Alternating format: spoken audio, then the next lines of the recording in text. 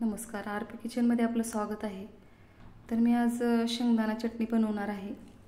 तर एकदम छान अशी रंगदार अशी शेंगदाणा चटणी आहे। तर यासाठी अशा पद्धतीने मी शेंगदाणे घेतलेले आहेत निवडून। तर शेंगदाणे एकदम मोठे घ्यायचे चटणीसाठी आणि एकदम निवडून स्वच्छ केलेले आहेत। मध्ये खडे असण्याची शक्यता असते, तर मी गॅसवर कढई ठेवलेली आहे। आता ही शेंगदाणे भाजून घ्यायचे।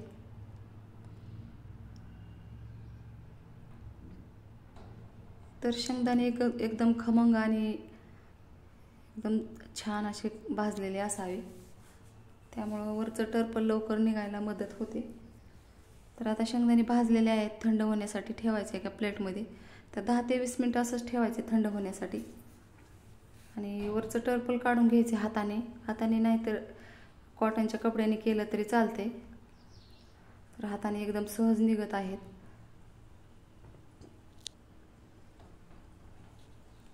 तर मी आता सुपामध्ये फटकून घेणार आहे याला।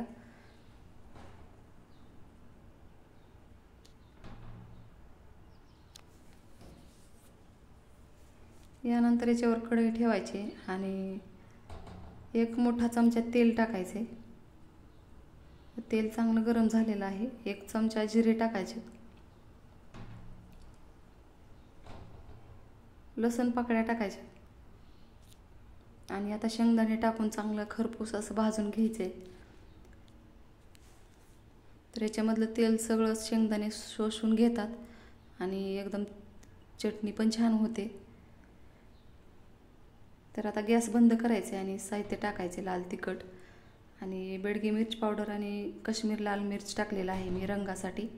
मीठ टाकायचे चवीनुसार आणि परतून घ्यायचे आणि गॅस बंद केलेलाच आहे मी, गॅस चालू ठेवायचा नाही तिखट टाकत असताना। तर खलबत्त्यात मी चटणी वाटणार आहे, यासाठी नॅपकिनवर खलबत्ता ठेवायचा आहे, कारण चटणी इकडे इकडे उडण्याची शक्यता असते। त्यामुळे मी अशा पद्धतीने नॅपकिनवर चटणी बनवत आहे। तर सुरुवातीला हळूहळू कुटून घ्यायचे आणि नंतर एकदम छान अशी चटणी तयार झाली आहे। चमच्यानं खालचा वर भाग करून आणखीन एकदा थोडंसं कुटून घ्यायचं आणि चटणी थोडीशी मोठी असलेली शेंगदाणा छान लागते। तर बघू शकता तयार झालेली आहे। एका भरणीमध्ये भरून ठेवायची।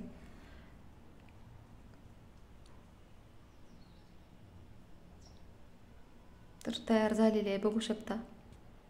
माझ्या चॅनलला सबस्क्राईब करा, लाईक करा, शेअर करा। व्हिडिओ बघितल्याबद्दल धन्यवाद।